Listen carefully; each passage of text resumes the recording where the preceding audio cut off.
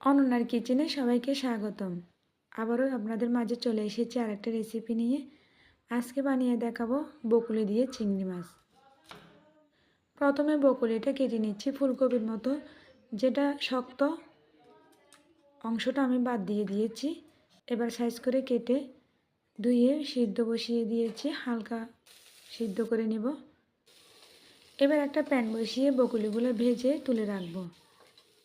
এবার রান্না করার জন্য সব কিছু গুছিয়ে নিয়েছি। চিংড়ি মাছ কিছুটা বিছিয়ে ব্যবহার করব। গুছিয়ে নিয়ে রান্না করলে অনেক ভালো লাগে, তো রান্নাটা বসিয়ে দিচ্ছি। প্যানে তেল গরম করে আমি পেঁয়াজগুলো একটু লাল হয়ে আসলে এর উপর চিংড়ি মাছটা দিয়ে দিব। চিংড়ি মাছটাও একটু লাল হয়ে আসলে এখানে আদা বাটা আর রসুন বাটা দিয়ে দিব।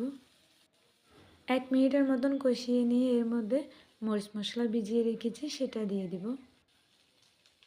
বকুলি কিন্তু পুষ্টিকর খাবার, এভাবে রান্নাতে দারুণ হয়েছিল।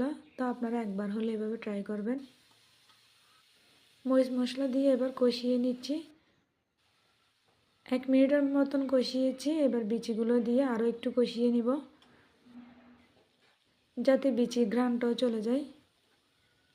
কষানো হয়ে গেলে এর মধ্যে বকুলিগুলো দিয়ে আর একটু কষিয়ে নিব।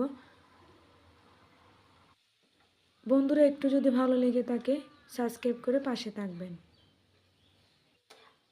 1 মিনিটের মতো কষানো হয়ে গেছে। এর মধ্যে আমি গরম জল ব্যবহার করব।